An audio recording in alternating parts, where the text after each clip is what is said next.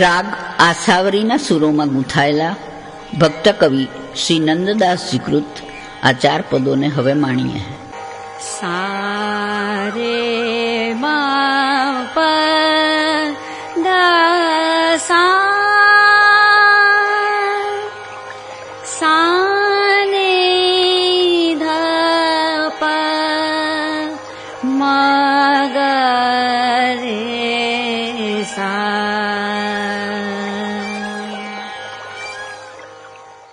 પદ 17. ભક્ત પર કરી કૃપા જમુના જુએસી.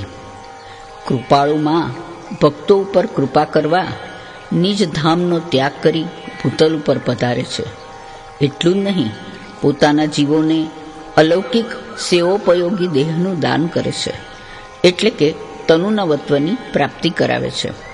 ભક્ત કવિ કહે છે કે મહારાણીમાના ચરણકમલનો આશ્રય એ જ એકમાત્ર ઉપાય છે. બાકી મહારાણીમાની અવિરત કૃપાનું વર્ણન કરવા શબ્દોનું સાધન ક્યાં લગી કામ લાગે.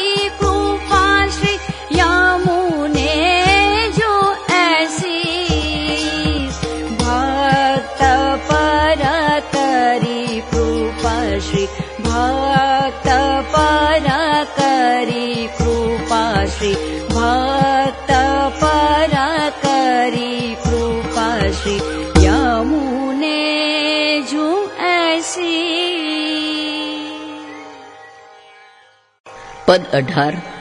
નેહ કારણ શ્રી જમુના પ્રથમ આઈ.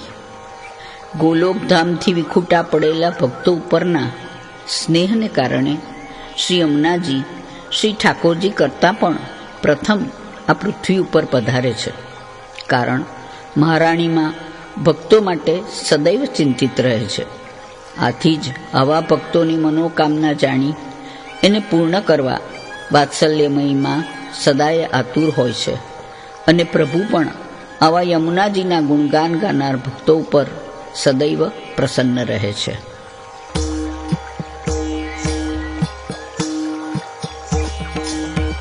નેહ કા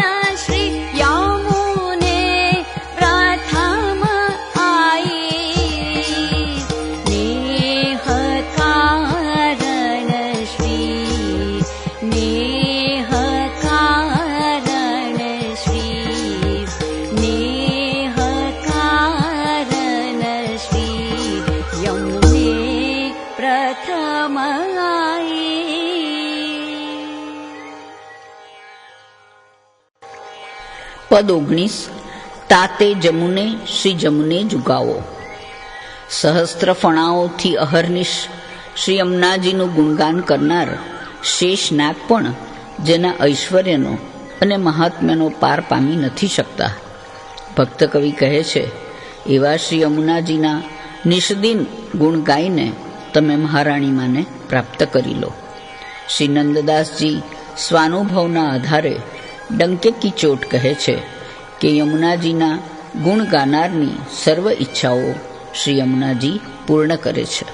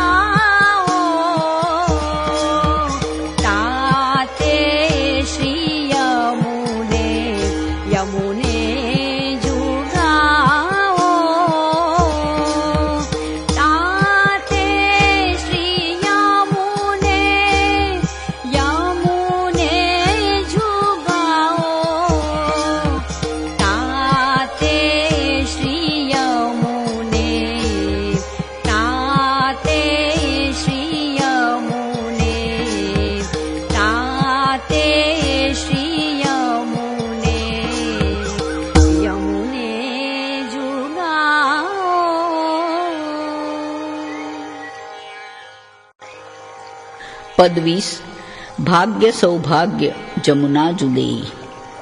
શ્રી યમુનાજી તો ભાગ્ય એટલે લૌકિક અને સૌભાગ્ય એટલે અલૌકિક બંને આપવા સમર્થ છે, પરંતુ પુષ્ટિજીવો ક્યારેય લૌકિક સુખ નથી ઈચ્છતા. પ્રભુ પણ એવા જીવો ઉપર જ કૃપા કરે છે.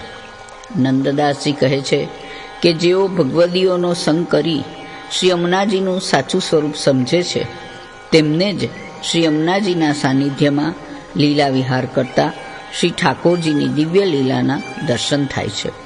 પરંતુ આ સર્વ ત્યારે જ શક્ય બને જેમના ઉપર શ્રી વલ્લભ કૃપા કરે.